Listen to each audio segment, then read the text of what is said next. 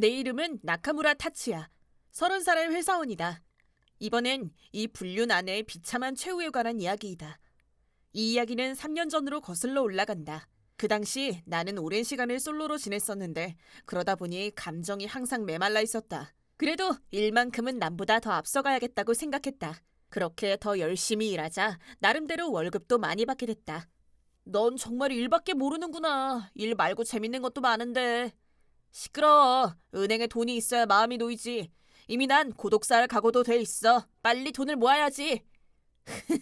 우리 나이에 고독사는 좀 이르지 않냐? 그러던 어느 날 우리 회사로 파견 사원이 한 명 들어왔다.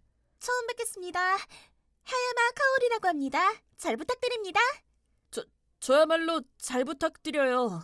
신입사원인 하야마 카오리 씨. 그 당시 나이는 23살이었고 얼굴도 참 예쁜 친구였다.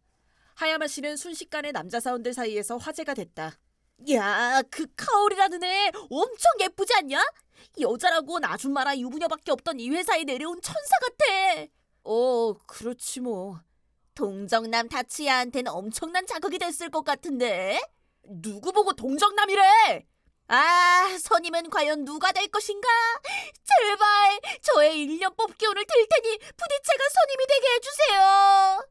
하여간 저거. 그런 이야기를 하고 돌아왔는데 상사가 갑자기 나를 불러댔다. 뭘 잘못했나 싶어서 쫄아있는데 바로 내가 하야마 씨의 선임이 된 것이었다.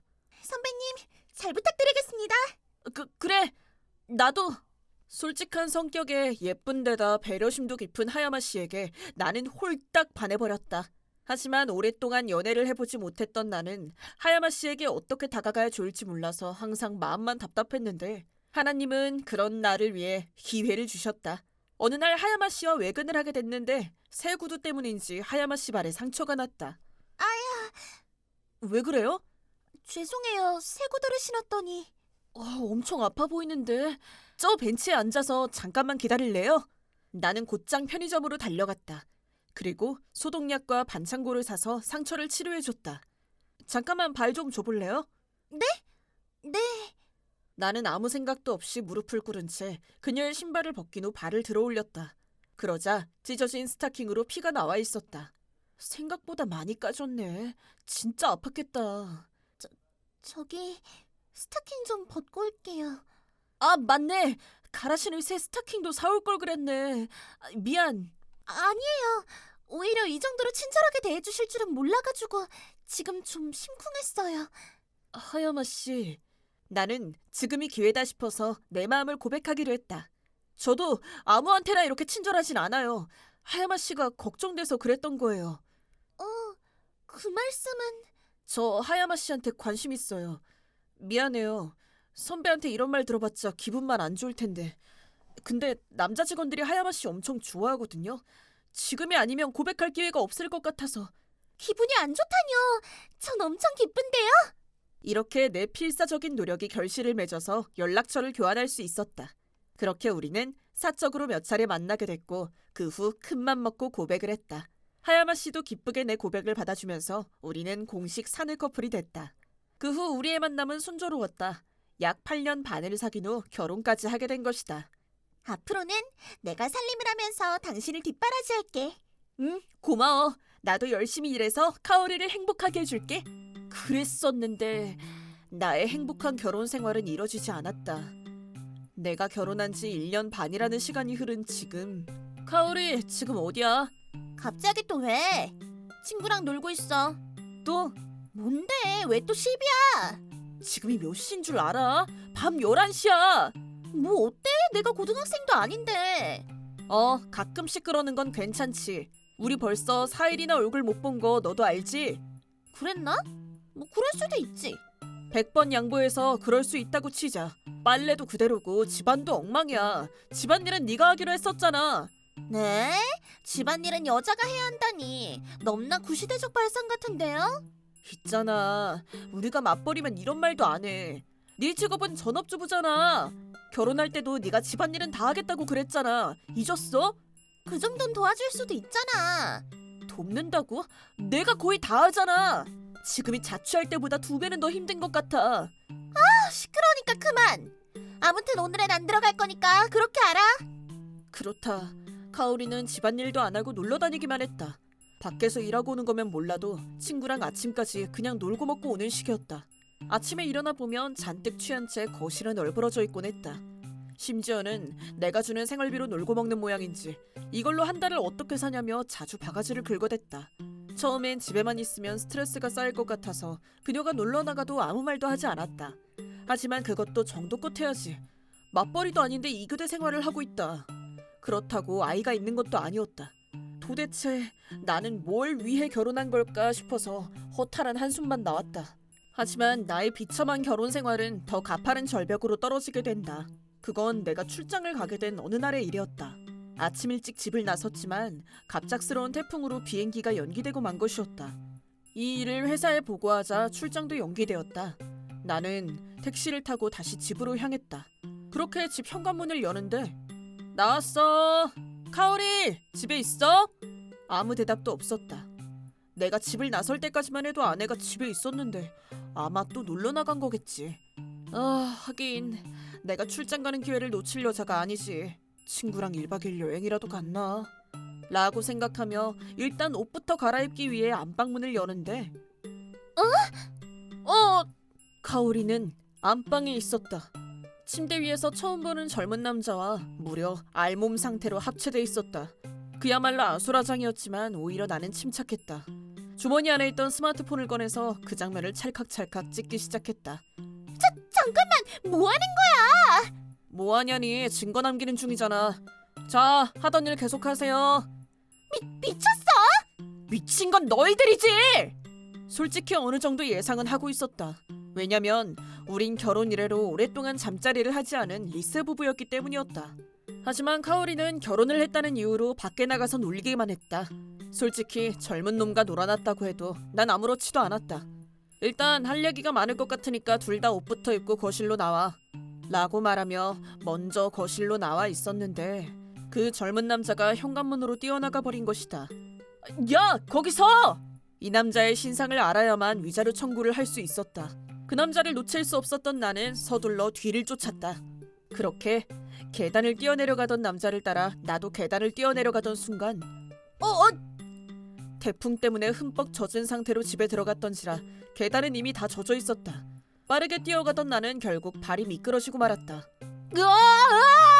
그렇게 나는 계단에서 크게 미끄러졌고 온몸에 타박상을 입게 됐다. 머리를 부딪힌 탓인지 내 의식도 멀어져만 갔다. 지금 소리셋 남긴 거 들었어. 입원했다면 괜찮은 거야? 팔이랑 발이 골절됐어. 한 달 정도 입원해야 한대. 그래, 그거 참 큰일이네. 근데 나한테 할 말 있다며. 무슨 일 있어? 사실은 지금 당장이라도 만나러 가고 싶은데 도저히 퇴원까진 못 기다리겠어서. 오케이, 오늘 밤에 거기로 갈게. 딴 거 뭐 필요한 거 없어? 그럼 속옷이랑 갈아입을 옷 좀 사다 줄래? 돈은 이따가 줄게. 당연히 사가고 말고. 근데 재소 씨는? 그런 건 재소 씨가 다 갖다 주지 않나? 사실은 그것 때문에 널 부른 거야. 그래, 대충 알 것 같다. 꽤 복잡한 이야기구나. 맞아, 그런 거야. 네 도움이 필요해. 나 좀 도와줘.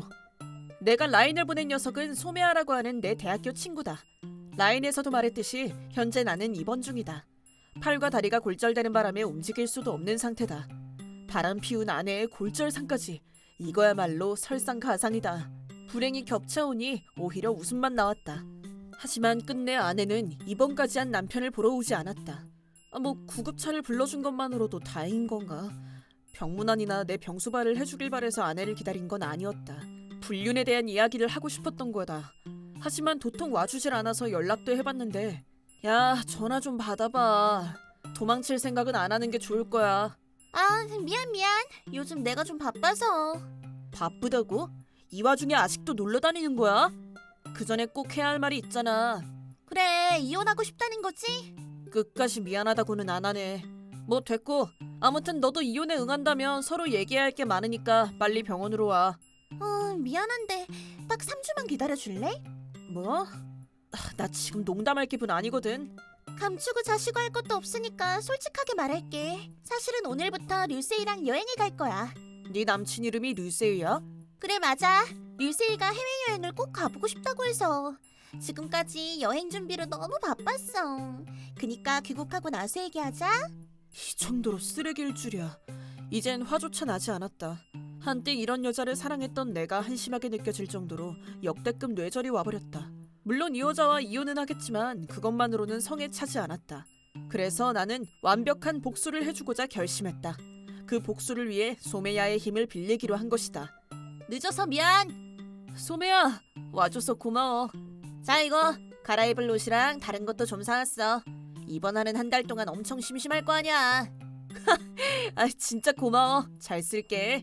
소매야는 바쁜 와중에도 병문안 선물을 들고 와주었다. 그렇게 나는 친구에게 모든 일을 설명한 후 어떻게든 복수를 하고 싶다는 본심을 털어놓았다. 그런 일이 있었어? 그럼 당연히 내가 도와줘야지. 그래, 최대한 빨리 준비해줄게. 부탁 좀 할게. 돈은 얼마가 들어도 상관없으니까 잘 좀 준비해줘. 나만 믿어. 나도 이렇게 갱생조차 안 되는 연놈들을 극혐하거든. 이렇게 소매야와 나의 복수극이 시작됐다. 내 이름은 카오리. 26살의 주부다. 근데 조만간 화려한 싱글이 될 몸이다. 아무튼 얼마 전 바람을 피우다 남편한테 들키고 말았다. 출장에 간다고 했던 남편이 갑자기 집에 와서는 우리의 합체신을 보고만 것이다. 일이 좀 꼬이긴 했지만 이제야 겨우 이혼을 할 수 있게 됐다. 사실 결혼도 남편 재산 때문에 한 거거든. 그닥 잘생긴 것도 아니고 재밌는 사람도 아니었다. 그저 날 좋아해주는 호구와 결혼해준 것뿐이었다. 그런데 집안일 좀 하라는 둥 빨리 들어오라는 둥 날 너무 짜증나게 했다. 사실은 불륜이 들켰을 때 계단에서 굴러떨어지는 남편 모습 보고 현우 터짐. 나 같은 여자랑 결혼까지 했으면 행복한 줄 알아야지. 자꾸 나한테 잔소리를 해대니까 천벌을 받은 거야. 아무튼 이혼은 이미 정해졌고 불륜한 것도 다 들켰으니 빼박 위자료도 내야겠지. 하지만 문제될 건 없다. 우리 부부의 재산이 2천만 원은 넘기기 때문이다. 아파트도 작아고 집안엔 값비싼 물건들도 꽤 많았다. 내가 재산 분할로 가져가는 비용에 비해 위자료는 분명 미미한 수준이겠지? 오히려 이혼을 해야 개이득인 셈이다. 그리고 이혼 후엔 유세이랑 결혼도 할 수 있다. 아! 유세이는 내 남친 이름이다. 젊은데 잘생기기까지 한 최고의 남친이다. 그런 남친과 3주간의 여행을 즐기고 이제 막 귀국했는데 역대급 사치를 즐기고 왔다. 나중에 청구당할 돈이 무섭긴 하지만 남편은 아직 입원 중일 테니 일단 내 물건부터 챙겨서 이 집부터 얼른 나와야 할 듯. 어차피 남편은 입원 중일 테니까 남친도 같이 갔는데. 어? 문이 왜 안 열리지? 진짜? 열쇠공 부를까? 우리 집 현관문이 안 열렸다. 왜 안 열리나 싶어서 의아해하던 중. 아, 드디어 돌아오셨군요. 슬슬 오실 줄 알았어요. 당신 누구야? 처음 보는 남자가 내게 말을 걸어왔다. 근데 다시 자세히 보니 남편의 친구로 몇 번 만난 적도 있었다. 저희 남편 친구인 소미야 씨 맞죠? 네, 타치야의 친구는 맞는데요. 오늘은 타치야의 친구로 온 게 아닙니다. 그게 무슨 말씀이신지? 사실은 제가 변호사거든요. 오늘은 타치야의 변호사로서 온 겁니다. 이혼 변호사를 선임했다는 얘기군. 벌써 선수를 쳤다 이거지? 천천히 얘기 나누고 싶지만 하필 지금 집 문이 안 열려서 열쇠공을 부르려던 참이었어요. 열쇠공은 안 부르시는 게 좋을 겁니다. 왜요? 제 집인데요? 이제 이 집은 더 이상 당신 집이 아닙니다. 뭐요? 그게 무슨 말이에요? 타치야 씨가 집을 팔았거든요. 네?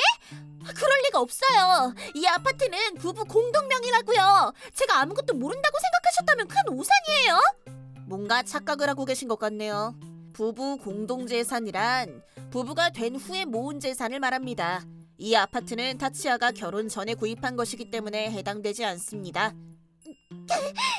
그치만 사실이었다. 설마 그런 규정이 있었을 줄이야.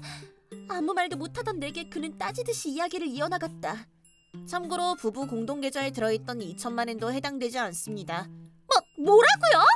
그건 타치야가 결혼 전에 모았던 돈과 타치야의 아버지가 축의금으로 주신 돈을 합한 금액입니다. 그렇기 때문에 그 돈도 재산분할 대상이 아닙니다. 젠장, 이런 미친! 근데 잠깐만! 집안에 제 명품백이랑 보석들이 엄청 많은데요? 그건 어떻게 되는 거죠?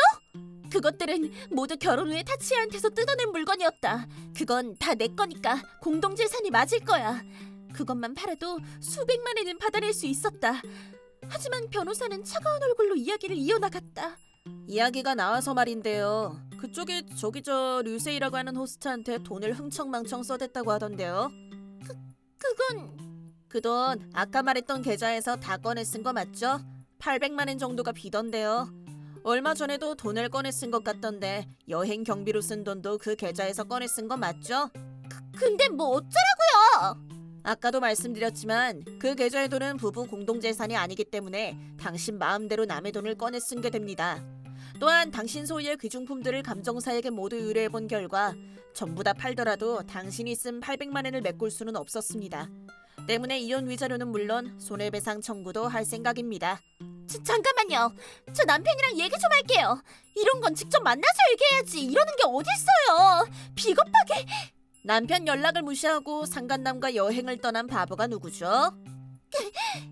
다치아는 이미 퇴원했어요. 지금은 다른 곳에서 살고 있죠. 이 이야기는 저를 통해서만 할 수 있기 때문에 만날 수는 없어요. 말도 안 돼. 그럼 저는 어디로 가요?